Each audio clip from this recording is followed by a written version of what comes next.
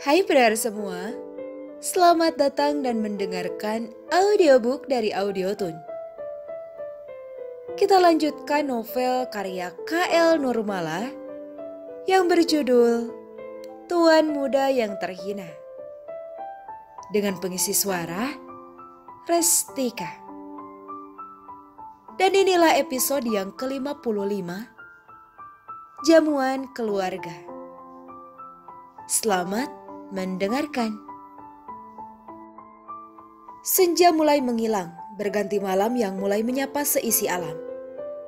Di kediaman Abdullah, mobil-mobil mewah berjejer rapi memenuhi halaman depan dan belakang rumah itu. Di bagian dalam, suasana mulai ramai oleh suara anak-anak yang saling berhamburan, juga para harim yang berbincang. Tak hanya keluarga inti, tapi beberapa kerabat Abdullah juga datang malam ini. Salah satunya keluarga Aisyah, adik Abdullah. Uzma yang setibanya di rumah itu langsung menuju dapur nampak terheran-heran dan bertanya pada kakak-kakaknya yang sedang berbincang di ruang keluarga.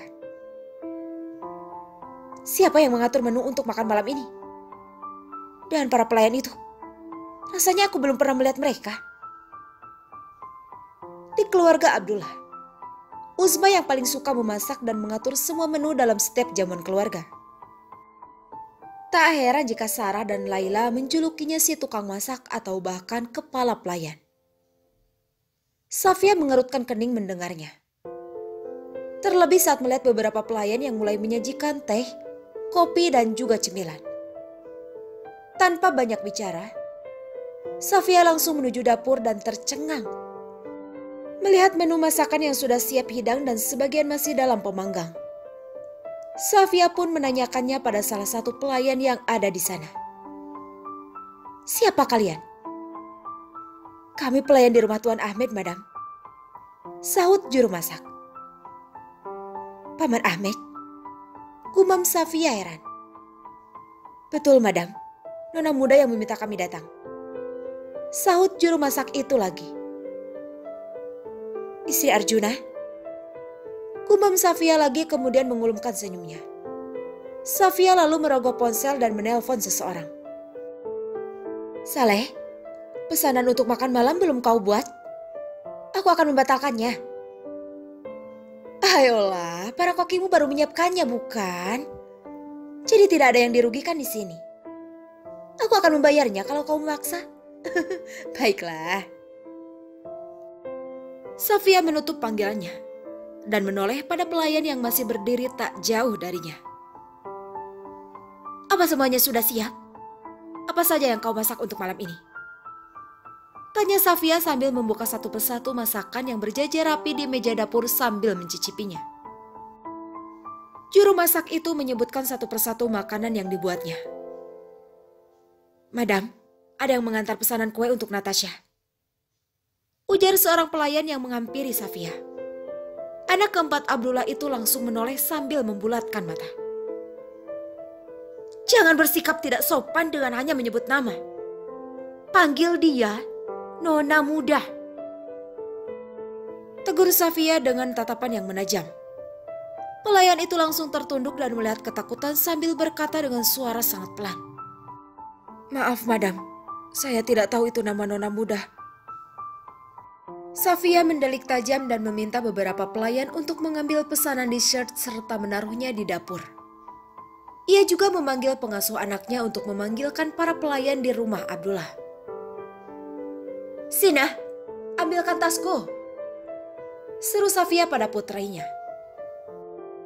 Tak berselang lama Sina datang dan memberikan tasnya pada Safia. Bersamaan dengan itu para pelayan wanita yang biasa bertugas di dapur datang menghampiri.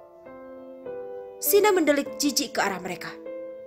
Ia pun bergegas kembali pada para harim. Tugas kalian sudah selesai. Ini, terimalah bayaran kalian. Sisanya akan kukirimkan pada Baba Ahmed dan memberikannya pada kalian. Tegas Safia. Baik, Madam. Sahut juru masak itu mewakili teman-temannya. Sebelum pergi, beritahukan apa saja sisa pekerjaan yang harus mereka lakukan.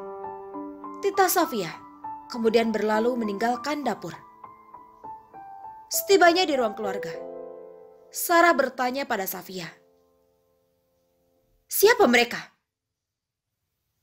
Hanya beberapa pelayan baru, sahut Safia berdusta. Safia merasa lega karena tak ada lagi pertanyaan dari Sarah ataupun Uzma. Mereka memang tidak tertarik untuk mengetahui hal-hal seperti itu. Kecuali pelayan di rumah mereka tentunya. Saat pertemuan keluarga seperti ini menjadi kesempatan sebagai ajang pamer barang-barang branded yang baru mereka beli. Entah itu perhiasan, pakaian, ataupun aksesoris yang lain. Hai Sina, apa dia wanita itu? Istri Arjuna? Ucap salah seorang putri Laila pelan. Tak hanya Sina yang menoleh ke arah lift yang baru saja tertutup, tapi juga semua harim yang ada di sana. Mereka terkesiap menatap Natasha, yang berjalan sambil menggenggam tangan Arjuna. Penampilan Natasha nampak mempesona dengan gaun sutra merah marun lengkap dengan aksesoris brandednya. Apa itu cincin ibu? Tanya Laila pada Sarah. Kurasa iya. Sial, kalau begitu kau tahu artinya kan? Sarah balik bertanya sambil mendelik kesal. Selamat datang di keluarga ini, nak. Kemarilah. Sambut Aisyah sambil menggerakkan tangannya meminta pasangan itu mendekat. Arjuna, ini adalah nenek, bibi ayahmu. Ujar Safia yang terduduk di samping Aisyah. Arjuna dan Natasha pun menghampiri. Arjuna yang pertama kali menyapa Aisyah. Salam nenek, bagaimana kabarmu? Tanya Arjuna mencium tangan Aisyah yang mengesap lembut kepala Arjuna. Aisyah juga menatap Arjuna yang mencium keningnya. Aku melihat Zaid di matamu, nak. Ujar Aisyah sembari menatap haru. Aisyah menoleh pada Abdullah yang baru keluar dari lift. Abdullah yang langsung menatap pada mereka langsung berdaham pelan. Sambil menyambut sapaan salam anggota keluarganya yang lain. Siapa namamu ya Habibati? Sayangku. Tanya Aisyah pada Natasha. Namaku Natasha, Nek.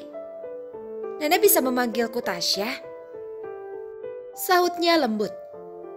Berbeda dengan Abdullah, Aisyah beraura teduh. Aisyah pun menyambut salam Natasha dan memeluknya.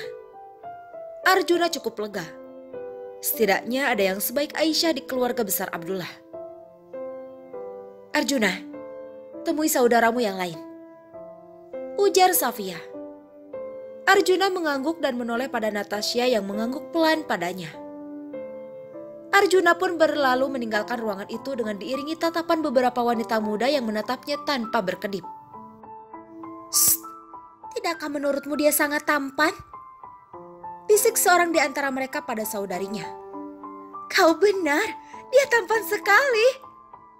Sahut yang lain dan terdengar oleh Natasha yang langsung menoleh dengan tatapan tak suka. Nek, aku permisi dulu. Ada yang harus aku lakukan di dapur. Pamit Natasha. Aisyah mengangguk sambil tersenyum tipis. Menyusul di belakang Natasha, Safia yang juga berjalan menuju dapur. Natasha menyadari Safia mengikutinya.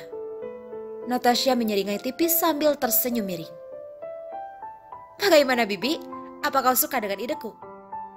Tanya Natasha setibanya mereka di dapur. Tunggu, kemana para pelayan tadi? Tanya Natasha kemudian. Mereka sudah kuminta pergi. Apa maksudnya ini Tasya? Apa kau tidak mendengarku? Aku memintamu untuk tidak meminta bantuan pelayan di rumah ini. Begitu maksud Bibi? Dan aku mendengarkanmu. Bukankah kau ingin aku menunjukkan pada kalian siapa aku? Sejujurnya aku tidak mengerti apa tujuanmu mintaku melakukan itu. Karena aku tidak peduli apapun anggapan keluarga ini terhadapku. Tapi Bibi, seperti inilah aku. Jangan berpikir kau atau siapapun juga dalam keluarga ini bisa menindasku. Tutur Natasha dengan percaya dirinya. Hah, begitu ya. Baiklah, kita lihat apa kau masih bisa berbuat sesukamu setelah ini. Delik Safia sambil berlalu meninggalkan Natasha. Natasha menatap kesal pada Safia, lalu meminta pelayan mulai menyiapkan makan malam. Natasha merasa tidak nyaman dengan tatapan mendelik dari kebanyakan wanita di sana. Ia pun memilih mengamati pekerjaan para pelayan yang sedang menyiapkan peralatan makan di ruang makan. Dari pintu kaca ruangan pria, Salman datang dan menanyakan perihal makan malam. Pria itu menyempatkan untuk melirik dan menyeringai pada Natasha yang juga melirik padanya. Setelah Safia dan Uzma mulai meminta pelayan membawakan makan ke ruang pria, Salman pun berjalan di samping Abdullah kembali ke ruangan pria. Tak berbeda jauh dari situasi Natasha, tak banyak yang mengajak Arjuna bicara. Hanya Fad dan seorang putra Aisyah yang bernama Faisal yang mengajak Arjuna bicara. Abdullah nampak berbicara dengan Badr dan menantu Aisyah. Sesekali ia melirik pada Arjuna yang berada di ruangan lain namun tidak berpenghalang dari tempatnya berada. Setelah makan malam usai, Abdullah kembali ke ruang keluarga. Abdullah membiarkan para pria yang didominasi pria muda itu menikmati obrolan mereka. Gelak tawa terdengar saling bersahutan dan menghadirkan seulas senyum di wajah pria berumur itu. Saat tiba di ruang keluarga, keriangan anak-anak menyambutnya. Abdullah menyempatkan untuk menyapa, kemudian mendekati Aisyah. Adiknya itu sedang menikmati teh yang baru saja dituangkan Natasha. "Ayah ingin teh?" tawar Uzma dan diangguki oleh Abdullah. "Tasya, mengapa kau tidak bersama mereka?" tanya Abdullah datar sambil menunjuk pada para cucu dan cucu menantu yang usianya tak jauh dengan Natasha. "Aku tidak tertarik dengan topik pembicaraan mereka," sahut Natasha datar. "Jelas kau tidak tertarik. Kau dan kami tidaklah sama," decia Atifa putri Sarah. Natasha tersenyum miring menyadari beberapa dari mereka tersenyum mengejek. "Kau benar, kita memang berbeda. Aku lebih suka bekerja untuk menghasilkan uang, sedangkan kalian suka mengamburkannya. Jelas sekali perbedaan kita kan?" sahut Natasha yang langsung mendapat respon geram dari Atifa dan para saudarinya. "Kami tidak harus bekerja, Tasya. Untuk apa? Kami sudah memiliki segalanya," ujar Sarah bangga. "Ya setidaknya untuk membuat diri kalian sedikit berguna. Bukankah begitu, kakek?" Natasha menoleh pada Abdullah yang sedang menatap tajam padanya. "Hei menantu, kami para wanita di keluarga ini diistimewakan. Kami tidak diizinkan bekerja. Tidak oleh suami, apalagi ayah kami." "Kasihan sekali dirimu. Apa kau tidak punya ayah? Apa ayahmu sangat miskin hingga membuat putrinya harus bekerja?" "Oh iya, aku lupa.